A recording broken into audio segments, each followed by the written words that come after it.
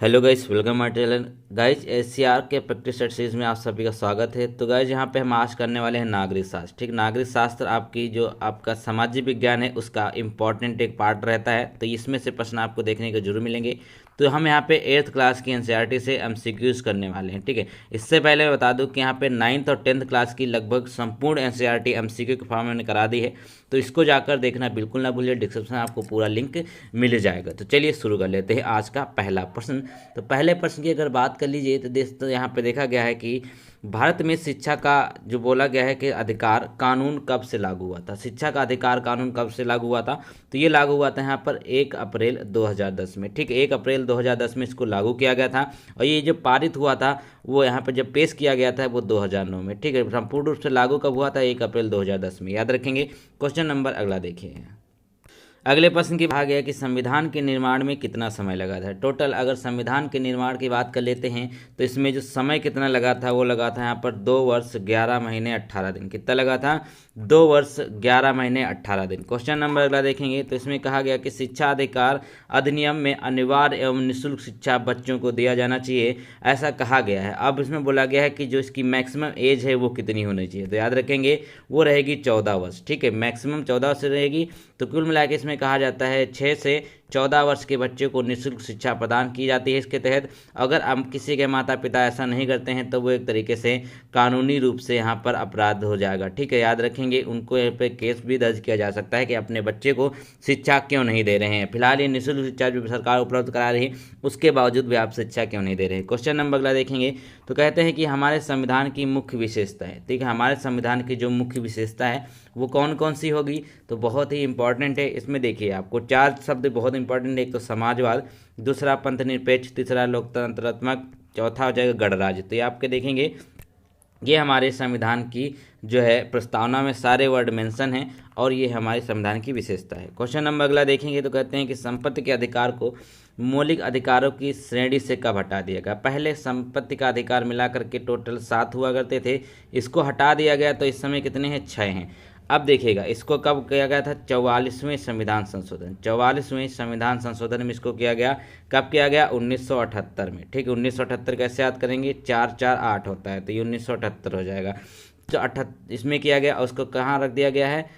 300A में। ठीक है, अनुच्छेद 300A में मात्र इसको कानूनी अधिकार बनाया गया। क्वेश्चन नंबर अगला देखेंगे। कहा गया कि संविधान द्वारा कितने मौलिक कर्तव्य प्रदान किए गए हैं। कितने मौलिक कर्तव्य यहाँ पे प्रदान किए गए संविधान द्वारा? टोटल 11 मौलिक कर्तव्य हैं, याद रखेंगे। इंपॉर्टेंट है, स्वर्ण सिंह समिति की सिफारिश पे इसको शामिल किया गया था। क्वेश्चन नंबर अगला हो जाएगा कि विश्व का सबसे बड़ा एवं लिखित संविधान किस देश का है। तो सबसे बड़ा और लिखित संविधान किसका है? तो एक और एकमात्र हमारा भारत हो जाएगा। भारत में सब विश्व का सबसे लिखित और बड़ा संविधान है। क्वेश्चन नंबर अगला है कि शिक्षा किस सूची का विषय है। इंपॉर्टेंट है, आप देखेंगे 3 सूचियां आपके एग्जाम में हैं। एग्जाम में क्या आपके जो संविधान है, एक आपकी होती है संघ सूची, दूसरी होती है यहाँ पर जो राज्य सूची होती है, और तीसरी आपकी होती है यहाँ पे समवर्ती सूची। ठीक है, इसमें क्या होता है? संघ में संघ या केंद्र कानून बनाता है, राज्य में राज्य कानून बनाता है, समवर्ती सूची में दोनों लोग कानून बना सकते हैं। तो इसका मतलब क्या है? जो शिक्षा है ना आपका वो किसकी श्रेणी में आता है? वो याद रखेंगे आपका आ जाता है किसमें? वो आएगा समवर्ती सूची में, यानी राज्य और केंद्र दोनों मिलकर इस पर कानून बना सकते हैं। क्वेश्चन नंबर अगला देखेंगे तो इसमें कहा गया कि मंत्रिपरिषद के अध्यक्ष को कहते हैं। जो मंत्रिपरिषद है ना इसके अध्यक्ष को बेसिकली क्या कहा जाता है? ठीक है, तो क्या होगा आपका? प्रधानमंत्री। प्रधानमंत्री जो है ये क्या होंगे? जाके यहाँ पे मंत्रिपरिषद के अध्यक्ष कहलाते हैं। क्वेश्चन नंबर अगला देखेगा। इसमें कहा गया कि किस समिति की रिपोर्ट के आधार पर संविधान ने मूल कर्तव्य शामिल किए। अभी हमने आपको बताया था। तो क्या हो जाएगा इसका? स्वर्ण सिंह समिति। ठीक है, स्वर्ण सिंह समिति की रिपोर्ट के आधार पर ही यहाँ पे मूल कर्तव्यों को शामिल किया। मूल कर्तव्य कितने हमने बताए? 11 बताए। चलिए क्वेश्चन नंबर अगला देखेंगे। अगले प्रश्न में बोला गया कि भारतीय संविधान में नागरिकों को दिए गए अधिकारों को क्या कहते हैं। जो भारतीय संविधान में नागरिकों को अधिकार दिए गए हैं इनको क्या कहा जाता है? ये होते हैं मौलिक अधिकार। ठीक है, ये जो जितने भी अधिकार दिए गए हैं इसको आपसे कोई छीन नहीं सकता। अगर आप छीनेगा तो इस पर फैसला कहाँ किया जाएगा? याद रखेंगे। ठीक है, ये आपका अधिकार रहता है। क्वेश्चन नंबर अगला देखेंगे तो इसमें कहा गया है कि राष्ट्र ध्वज और राष्ट्रगान का आदर करना क्या होता है? राष्ट्र ध्वज और राष्ट्रगान का आदर करना मौलिक कर्तव्य है। याद रखेंगे ये आपका मौलिक कर्तव्य है कि अपने देश की आन शान बान को बचा कर रखें, यानी कि राष्ट्र ध्वज और राष्ट्रगान का आदर करें। ये चीज़ यहाँ पर बोली गई है, तो ये आपका इम्पोर्टेंट हो जाएगा। क्वेश्चन नंबर अगला देखिएगा। अगले में कहते हैं कि राष्ट्रीय मानवाधिकार आयोग का गठन कब किया गया था। बहुत ही अच्छा प्रश्न है। तो राष्ट्रीय मानवाधिकार आयोग का जो गठन किया गया 1993 हो जाएगा। ठीक, 1993 में इसका गठन किया गया था। पूछा जाता है एग्जाम में। क्वेश्चन नंबर अगला हो जाएगा यहाँ पर कि मानवाधिकार दिवस किस तिथि को मनाया जाता है। ठीक है, मानवाधिकार दिवस जब मनाया जाता है वह डेट कौन सी होती है, वह हो जाएगा यहाँ पर आपका 10 दिसंबर। ठीक है, क्या होता है 10 दिसंबर को हम राष्ट्रीय मानवाधिकार दिवस के रूप में मनाते हैं। इंपॉर्टेंट है ये, इसको याद रखेंगे। क्वेश्चन नंबर अगला देखिएगा।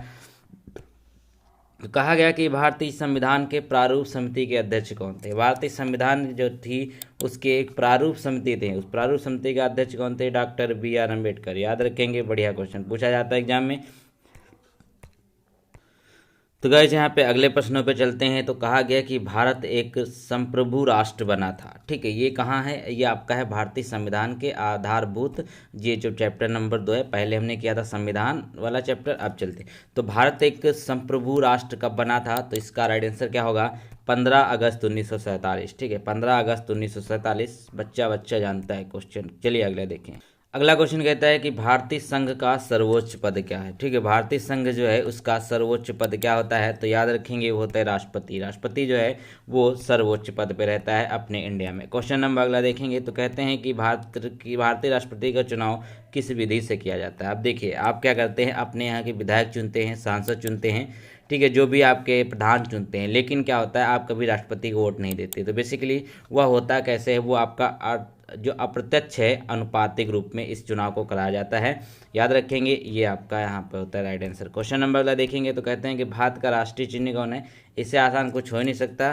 तो ये हो जाएगा यहाँ पर आपका अशोक स्तंभ। ठीक, अशोक स्तंभ जो है ये आपका भारत राष्ट्रीय चिन्ह है।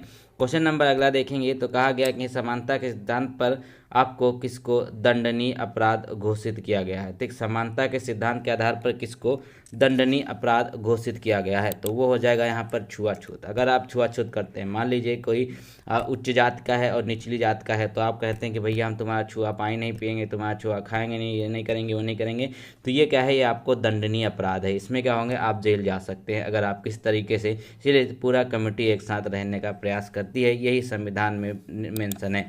क्वेश्चन नंबर अगला देखेंगे। तो कहते हैं कि राष्ट्रपति का कार्यकाल कितना होता है। तो राष्ट्रपति का जो कार्यकाल है वो कौन सा हो जाएगा, वो होता है 5 वर्षों का। ठीक, 5 वर्षों का राष्ट्रपति का कार्यकाल होता है।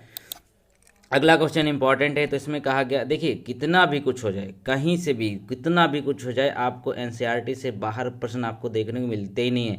सारे के सारे प्रश्न आपके एनसीईआरटी में। ये बात अलग, उसी को घुमा फिरा कर आपको पूछा जाता है। भैया देखिए, आप यूपीएससी दे दीजिए या फिर आप यूपीपीएससी दे लीजिए, ठीक है, तो कहाँ पे भी चले जाइए, ठीक है, वहीं पर आपको सिर्फ और सिर्फ एनसीईआरटी बेस्ड ही क्वेश्चन मिलेंगे। तो वही हम आपको करा रहे हैं। आप कहते हैं कि बहुत ईजी है, तो ईजी तो है, आप कुछ तो आपका कठिन आएगा ही, सब थोड़ी ना ईजी आ जाता है। तो 10% 15% कठिन भी आता है। तो अगला क्वेश्चन होगा कि भारत का बिस्मार्क कहा जाता है। तो भारत के जो बिस्मार्क हैं वो किसे कहा जाते हैं, ये कहा जाता है वल्लभ भाई पटेल। ठीक है, वल्लभ भाई पटेल को भारत का बिस्मार्क के रूप में जानते हैं। क्वेश्चन नंबर अगला हो जाएगा कि भारत के प्रथम प्रधानमंत्री कौन थे। तो भारत के जो सबसे पहले प्रधानमंत्री हैं वो कौन हो जाएंगे, पंडित जवाहरलाल नेहरू। पंडित जवाहरलाल नेहरू जो है ये भारत के प्रथम प्रधानमंत्री हैं। क्वेश्चन नंबर अगला देखेंगे।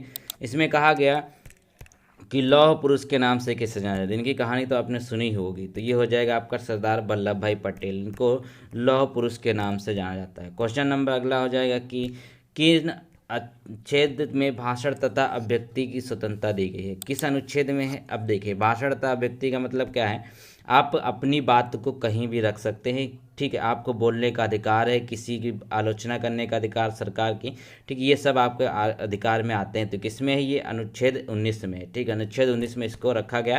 प्रश्न संख्या अगला देखेंगे। तो कहते हैं कि किस अनुच्छेद के अंतर्गत सभी नागरिक कर्तव्य हैं कि भारत संप्रभुता, एकता और अखंडता की रक्षा करे। तो कहाँ पर इसको बोला गया है, ये आपका बोला गया अनुच्छेद 51 में। ठीक, अनुच्छेद 51 में ये चीज़ बोली गई है कि आप इसकी अखंडता की रक्षा करें, यानी कि भारत के जितने भी नागरिक हैं सब लोग। क्वेश्चन नंबर अगला है कि मिसाइल मैन के नाम से किन्हें जाना जाता है। अब मिसाइल मैन के नाम से किन्हें जाना जाएगा, तो वो हो जाएंगे डॉक्टर APJ अब्दुल कलाम। ये नंबर के कौन से राष्ट्रपति थे, 11वें नंबर के राष्ट्रपति थे। प्रश्न बनता है एग्जाम में। क्वेश्चन नंबर अगला देखिएगा।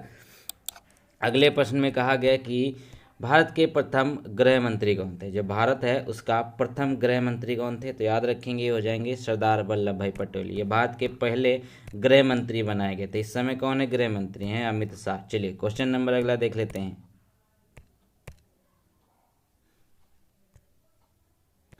तो भाई साहब अगला जो यहाँ टर्म लेने वाली है वो है आपकी न्यायपालिका। 8th क्लास की एनसीईआरटी हम करा रहे हैं, आपको फिर से बता दूं। तो न्यायपालिका से रिलेटेड हम प्रश्न ले लेते हैं। तो चलिए देख लेते हैं। तो सबसे पहला प्रश्न आपके सामने कहता है कि भारत का सबसे पुराना उच्च न्यायालय कौन सा? तो भारत का सबसे पुराना उच्च न्यायालय कौन सा हो जाएगा? वो हो जाएगा यहाँ पे कलकत्ता उच्च न्यायालय। ठीक है, कलकत्ता उच्च न्यायालय हो जाएगा भारत का सबसे पुराना। कब बना था ये बना था यहाँ पर जो आपका रेगुलेटिंग एक्ट आया था 1773 में। ठीक है, उस समय इसको बनाया गया था। पहले मुख्य न्यायाधीश कौन थे? एलिजा एम्पे थे। ठीक है, अब बताइएगा कि एलिजा एम्पे जो थे वो लेडीज थी या फिर यहाँ पे मेल थे? ठीक है, मेल थे या फिर फीमेल थे, जरूर बताइएगा। अगला प्रश्न कहता है कि 28 जनवरी 1950 को भारत के सर्वोच्च न्यायालय की स्थापना कहाँ पे करी गई थी? तो जो भारत का एकमात्र सर्वोच्च न्यायालय कहाँ पर है? दिल्ली में है। याद रखेंगे दिल्ली में करी गई थी 28 जनवरी 1950 में। क्वेश्चन नंबर अगला देखेंगे तो कहते हैं कि कौन सा कार्य भारत में न्यायपालिका का नहीं है? अब इनमें से देखेंगे कौन सा कार्य जो है भारत में न्यायपालिका का नहीं है। तो देखेगा 4 का आपका राइट आंसर क्या होगा। बेसिकली अब देखिए न्यायपालिका क्या करती है? आपका विवादों का निपटारा करती है, न्यायिक समीक्षा करती है और उसके साथ साथ नागरिक के अधिकार संरक्षण करती है। लेकिन चुनाव जो है ना, चुनाव ये नहीं कराती। चुनाव कौन कराता है? निर्वाचन आयोग कराता है। याद रखेंगे। चलिए क्वेश्चन नंबर अगला देखेंगे। कहते हैं कि भारत की शीर्ष अदालत कौन सी इनमें से? ठीक है, इनमें से जो भारत की शीर्ष अदालत है वो कौन सी हो जाएगी? तो याद रखेंगे ये कौन सी हो जाएगी? ये आपकी उच्चतम न्यायालय। ठीक, उच्चतम न्यायालय जो है भारत की शीर्ष अदालत में आएगी। चलिए क्वेश्चन नंबर अगला देखेंगे। कहते हैं कि भारत का सर्वोच्च न्यायालय कहाँ पर स्थित है? तो भारत का सर्वोच्च न्यायालय कहाँ पर? अभी उन्हें बताया कि आपका नई दिल्ली में। क्वेश्चन नंबर अगला देखेंगे। कहते हैं कि झारखंड में उच्च न्यायालय कहाँ पर स्थित है? अब झारखंड का उच्च न्यायालय बेसिकली कहाँ पर स्थित है? तो वो आपका हो जाएगा रांची में। ठीक, इसकी जो रांची है वहाँ पर स्थित है। क्वेश्चन नंबर अगला देखेंगे तो कहते हैं कि संविधान के संरक्षण का दायित्व किसे दिया गया है? जो संविधान का संरक्षण है वो किसके द्वारा किया जाता है, यानी कि उसका दायित्व किससे सौंपा गया है? तो वो आपका हो जाएगा यहाँ पे सर्वोच्च न्यायालय का। ठीक है, सर्वोच्च न्यायालय इसका राइट आंसर हो जाएगा। सर्वोच्च न्यायालय को संरक्षण का दायित्व सौंपा गया है। प्रश्न संख्या अगला देखेंगे तो कहते हैं यहाँ पर कि सर्वोच्च न्यायालय का गठन संबंधी प्रावधान संविधान के किस अनुच्छेद में दिया गया है? तो ठीक है, याद रखेंगे सर्वोच्च न्यायालय के गठन संबंधी प्रावधान किस में है?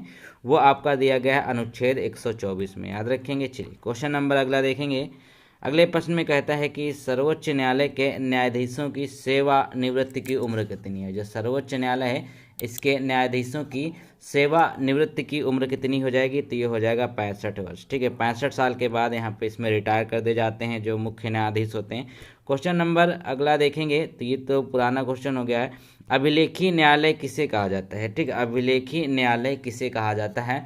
तो ये आपका राइट आंसर क्या होगा इसमें? वो हो जाएगा सर्वोच्च न्यायालय। सर्वोच्च न्यायालय को हम अभिलेखी न्यायालय के नाम से भी जानते हैं। चलिए एक क्वेश्चन जो हमने छोड़ दिया है उसको मैं आपको बता दूं, वरना कहेंगे आपने छुड़वा दिया कि इसमें कितने उच्च न्यायालय। तो दोस्तों यहाँ भारत में कितने टोटल उच्च न्यायालय हैं? टोटल हैं 25। ठीक है, याद रखेंगे टोटल कितने हैं? टोटल 25 उच्च न्यायालय हैं। और जो लेटेस्ट बना था वो कौन सा बनेगा? वो आंध्र प्रदेश था। जो लेटेस्ट था 2020 में वो आंध्र प्रदेश था। चलिए देख लेते हैं अगले प्रश्न। अगला प्रश्न कहता है कि उच्च न्यायालय का गठन संविधान के किस अनुच्छेद में निहित है? ठीक है, उच्च न्यायालय का जो गठन होता है संविधान के किस अनुच्छेद के तहत होता है? तो याद रखेंगे ये हो जाएगा यहाँ पर 214। ठीक है, 214 जो है ये आपका राइट आंसर हो जाएगा। अनुच्छेद 214, आर्टिकल 214। क्वेश्चन नंबर 15 कहता है उच्च न्यायालय के न्यायाधीशों को शपथ कौन दिलाता है? जो उच्च न्यायालय है, हाई कोर्ट है, इसके न्यायाधीशों को शपथ किसके द्वारा दिलाई जाती है? तो याद रखेंगे ये हो जाएगा यहाँ पे राज्यपाल। ठीक है, उच्च न्यायालय के और सर्वोच्च न्यायालय के किसको दिलाई जाती है? वो दिलाते हैं राष्ट्रपति। क्वेश्चन नंबर अगला देखेंगे तो कहते हैं कि झारखंड उच्च न्यायालय की स्थापना कब हुई थी? तो झारखंड उच्च न्यायालय की स्थापना जो हुई थी वो हुई थी यहाँ पर 15 नवंबर 2000। क्यों इंपॉर्टेंट है? क्योंकि ये झारखंड जो है अलग हुआ था ना। क्वेश्चन नंबर अगला देखेंगे तो कहते हैं कि प्रथम दृष्टया रिपोर्ट FIR यानी कि जो पहली जो रिपोर्ट होती है वो कहाँ पे दर्ज की जाती है? जो होता है फर्स्ट इन्फॉर्मेशन रिपोर्ट ही तो होती है ना, इसका फुल फॉर्म यही तो होता है फर्स्ट इन्फॉर्मेशन रिपोर्ट। तो ये क्या हो जाएगा आपका? संबंधित थाना में, जो आपके क्षेत्रीय थाना होता है उसी में सबसे पहले आपको रिपोर्ट इसमें दर्ज करानी पड़ती है, उसी के बाद कोई कार्रवाई होती है। क्वेश्चन नंबर अगला होगा कि किस वर्ष जनहित याचिका यानी कि जो PIL की व्यवस्था करी गई थी? ठीक है, जो PIL है जो जनहित याचिका है इसकी व्यवस्था किस वर्ष करी गई थी? तो ये करी गई थी 1980 में। कब करी गई थी? 1980 में। क्वेश्चन नंबर अगला देखेंगे यहाँ पर।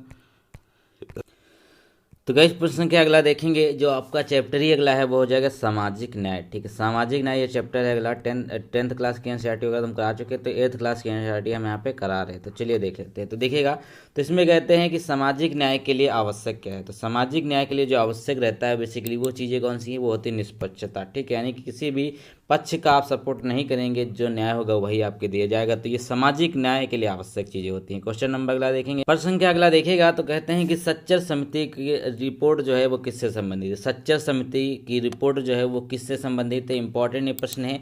तो ये हो जाएगा मुस्लिम समुदाय से। ठीक है, सच्चर कमेटी किससे संबंधित है, मुस्लिम समुदाय से संबंधित है। क्वेश्चन नंबर अगला देखेंगे, तो कहते हैं कि आदिवासी कौन लोग हैं। बेसिकली जो आदिवासी लोग हैं वो कौन लोग होते हैं अपने भारत में, तो वो हो जाएगा यहाँ पे मूल निवासी लोग। यानी कि जहाँ मान लीजिए कोई जंगल है, वहाँ का कोई एरिया है छोटा सा, वहाँ पे लोग रहते हुए बहुत पुराने सालों से रहते आ रहे हैं, तो वो बेसिकली आदिवासी हो जाएंगे, क्योंकि उन जो है मूल निवास उनको कहा जाता है। क्वेश्चन नंबर अगला देखेंगे। प्रश्न संख्या अगला देखिए, तो इसमें कहते हैं कि अनुसूचित जाति और अनुसूचित जनजाति अधिनियम कब पारित हुआ था। ये बेसिकली यही है एसटी जो SC/ST एक्ट है ना, ये जो आप लोग सुनते हैं वो यही है। कब ये पारित हुआ था याद रखेंगे, बहुत इंपॉर्टेंट है। 1989 में 1989 में इसको पारित किया गया था, SC/ST एक्ट। क्वेश्चन नंबर अगला देखेंगे। इसमें कहते हैं कि अधिकांश आदिवासी आबादी कौन सी भाषा बोलती है। जितनी भी आदिवासी आबादी है अपने भारत की, वह कौन सी भाषा बोलती है, तो वो हो जाएगी संथाली। संथाली भाषा बोली जाती है किसके द्वारा, जितनी भी अधिकांश आबादी है अपने भारत में। क्वेश्चन नंबर अगला देखेंगे। कहता है कि अस्पृश्यता यानी कि जो आपका यहाँ पे अनटचेबिलिटी है, ठीक है, वो उन्मूलन का प्रावधान संविधान के किस अनुच्छेद में वर्णित है। ठीक है, तो वो आपका हो जाएगा अनुच्छेद 17। अनुच्छेद 17 के द्वारा यहाँ पर इसको गैर कानूनी किया गया था। क्वेश्चन नंबर अगला हो जाएगा कि भारत में आदिवासियों की आबादी कितने % है। लगभग यहाँ पे आ जाएगा, क्योंकि यहाँ पे देखिए ये जो आपकी बेसिकली इसमें डाटा जो है वो आपका 2011 की जनगणना का दिया हुआ है। तो देखेंगे तो भारत में आदिवासी की जो आबादी कितने % है, वो टोटल यहाँ पर है आपकी 8। ठीक है, 8% है पूरे भारत में। क्वेश्चन नंबर अगला देखेंगे, तो कहते हैं कि जनगणना के अनुसार भारत की यहाँ पे जो मुसलमान की आबादी कितनी है। यहाँ पे बहुत ज़्यादा ही मिस्टेक है। तो मुसलमान की आबादी कितनी है भारत में टोटल, वो देखेगा तो इसका राइट आंसर क्या हो जाएगा वो जल्दी से हमको बताइए। चलिए दिखा देते हैं इसका राइट आंसर। तो इसका राइट आंसर हो जाएगा ऑप्शन नंबर सी, यानी कि 14.2% है पूरे भारत में। याद रखेंगे। चलिए क्वेश्चन नंबर अगला देखेंगे, तो कहते हैं कि संविधान के किस अनुच्छेद के द्वारा आरक्षण देने का प्रावधान किया। अभी संविधान का कौन सा यहाँ पे अनुच्छेद आरक्षण देता है। जैसे यहाँ पे SC लोगों को मिलता है, ST को मिलता है, OBC को मिलता है, तो आरक्षण कहाँ से प्रदान किया जाता है, तो ये हो जाएगा अनुच्छेद 15 का 4 पार्ट जो है। ठीक है, उसमें अनुच्छेद में कहा गया है कि इसमें आरक्षण दिया जाएगा जो यहाँ पे आर्थिक रूप से कमजोर हैं। ठीक है, क्वेश्चन नंबर अगला देखेंगे। कहते हैं कि यहाँ पर झारखंड में अनुसूचित जातियों की संख्या कितनी है। झारखंड में जो अनुसूचित जातियां हैं उनकी संख्या कितनी हो जाएगी, तो वो हो जाएगी यहाँ पर आपके लिए 32। याद रखेंगे कितनी हो जाएगी, 32 हो जाएगी। क्वेश्चन नंबर अगला देखेंगे, तो कहते हैं कि सच्चर समिति रिपोर्ट के आधार पर 6 से 14 साल के कितने % बच्चे कभी स्कूल नहीं गए। जो सच्चर कमेटी है ना, अभी हमने बताया किससे संबंधित है, ये मुसलमानों से संबंधित हैं। अब यहाँ पे इन्होंने एक रिपोर्ट पेश कही थी जिसमें कहा था कि 6 से 14 साल के बच्चे हैं जो कभी स्कूल नहीं गए, वो टोटल आबादी का 25%। ठीक है, टोटल बच्चों की आबादी का 25% बच्चे ऐसे हैं जो कभी स्कूल ही नहीं गए। क्वेश्चन नंबर अगला देखेंगे, तो कहते हैं कि सच्चर समिति का गठन कब हुआ था। बेसिकली जो समिति है सच्चर समिति, इसका गठन कब हुआ था, तो याद रखेंगे 2005 में सच्चर कमेटी का गठन हुआ था। क्वेश्चन नंबर अगले देख लेते हैं। प्रश्न संख्या अगला देखते हैं, तो ये जो चैप्टर रहेगा ये रहेगा आर्थिक क्षेत्र में सरकार की भूमिका। ठीक है, आर्थिक क्षेत्र में सरकार की भूमिका का क्या है, तो सरकार द्वारा नागरिकों को कौन सा जन सुविधा उपलब्ध नहीं कराया जाता है। ठीक है, सरकार द्वारा इनमें जो ऑप्शन है इसमें से क्या उपलब्ध नहीं कराया जाता।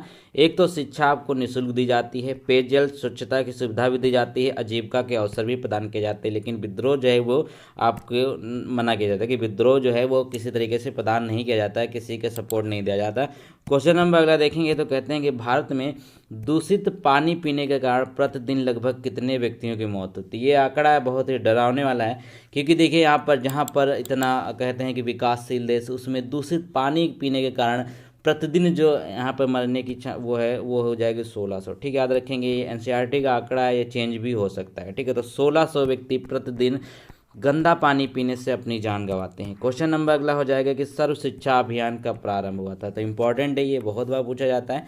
तो देखिएगा सर्व शिक्षा अभियान जो है ये कब प्रारंभ हुआ था, तो इसका ऑप्शन देख लीजिए आप। तो इसका राइट आंसर हो जाएगा यहाँ पर 2000 से 2001 में, ठीक है। 2001 में यहाँ पे इसकी शुरुआत हुई थी। क्वेश्चन नंबर अगला देखेंगे तो कहते हैं यहाँ पर कि झारखंड में शहरी क्षेत्रों में पानी की आवश्यकता है, ठीक। झारखंड में शहरी क्षेत्रों की जो पानी की आवश्यकता है वो कितनी है, लगभग 616, यहाँ पे देखिए 1616.35 लाख गैलन है। क्वेश्चन नंबर अगला देखते हैं तो कहा गया कि स्वच्छ भारत अभियान की शुरुआत कब हुई थी। जो स्वच्छ भारत अभियान है इसकी शुरुआत कब करी गई थी, तो ये गांधी जी के जन्मदिन पर करी गई थी 2 अक्टूबर 2014 में। कब करी गई थी, 2 अक्टूबर 2014 में। क्वेश्चन अगला देखें तो कहते हैं कि नर्मदा बचाओ आंदोलन किस परियोजना के विरोध में किया गया था। इंपॉर्टेंट है ये। तो नर्मदा बचाओ आंदोलन जो किया गया था किसके विरोध में किया गया था, सरदार सरोवर, ठीक है। सरदार सरोवर जो बांध है इसके विरोध में किया गया था, याद रखेंगे, नर्मदा बचाओ आंदोलन। क्वेश्चन नंबर अगला देखेंगे तो इसमें कहते हैं कि फ्लोराइड युक्त पानी से कौन सी समस्याएं उत्पन्न हो जाती हैं। जो फ्लोराइड युक्त पानी है इसको पीने से जो समस्याएं उत्पन्न होती हैं बेसिकली वो क्या होता है, हड्डियां कमज़ोर हो जाती हैं, ठीक है। हड्डियां कमज़ोर हो जाती हैं अगर पानी में जो पानी पी रहे हैं उसमें फ्लोराइड की मात्रा ज़्यादा है, ठीक है। फ्लोराइड की मात्रा ज़्यादा है तो क्या होगा, उसमें आपकी कमज़ोर हट जाएंगी हड्डियाँ। क्वेश्चन नंबर अगला देखेंगे इसमें तो इसमें कहा गया कि फ्लोराइड युक्त पानी की समस्या सबसे ज़्यादा कहाँ पर देखने को मिलती है भारत में, तो ये क्या हो जाएगा आपका, पलामू और गढ़वा, ठीक है। पलामू और गढ़वा में सबसे ज़्यादा ये समस्या देखने को मिलती है जहाँ पे फ्लोराइड युक्त पानी जो है उनको उपलब्ध है। क्वेश्चन नंबर अगर देखेंगे तो कहते हैं कि बालिकाओं की समृद्धि के लिए कौन सी योजना चलाई जा रही है। बालिकाओं की समृद्धि के लिए जो योजना चलाई जा रही है वह कौन सी हो जाएगी, सुकन्या समृद्धि योजना, याद रखेंगे। अच्छा प्रश्न है ये, सुकन्या समृद्धि योजना जो है ये बालिकाओं से संबंधित है। क्वेश्चन नंबर अगला देखेंगे तो कहा गया यहाँ पर कि इंदिरा आवास योजना का नाम परिवर्तित करके क्या रखा गया। जो एक योजना चलती थी जिसका नाम था इंदिरा आवास योजना, तो इस परियोजना को कौन से यहाँ परियोजना ने इसको क्या किया, ओवरलैप किया है, बेसिकली इसका स्थान लिया है, तो क्या हो जाएगा, प्रधानमंत्री आवास योजना। इसको नाम चेंज कर दिया गया है प्रधानमंत्री आवास योजना। जिसकी सरकार आती है वो अपने हिसाब से अपना नाम चेंज कर लेता है। क्वेश्चन नंबर अगला देखें तो कहते हैं कि जल परिवहन किस मंत्रालय के अधीन आता है। बेसिकली जो यहाँ पे जल परिवहन है वह किस मंत्रालय के अधीन आता है, वो आ जाएगा जहाज रानी, ठीक है। जहाज रानी मंत्रालय जो है उसके अधीन आता है। क्वेश्चन नंबर अगला हो जाएगा यहाँ पर कि प्रधानमंत्री जीवन ज्योति, ठीक है, याद रखेंगे, प्रधानमंत्री जीवन ज्योति योजना किस क्षेत्र से संबंधित है, ठीक है। तो इसका राइट आंसर जो हो जाएगा वो हो जाएगा बीमा क्षेत्र, ठीक है। बीमा क्षेत्र से रिलेटेड है आपकी प्रधानमंत्री जीवन ज्योति बीमा योजना। पूरा इसका नाम यही है, ठीक। पूरा नाम क्या है, PMJJBY, ठीक है। चलिए देख लेते हैं अगले प्रश्नों को।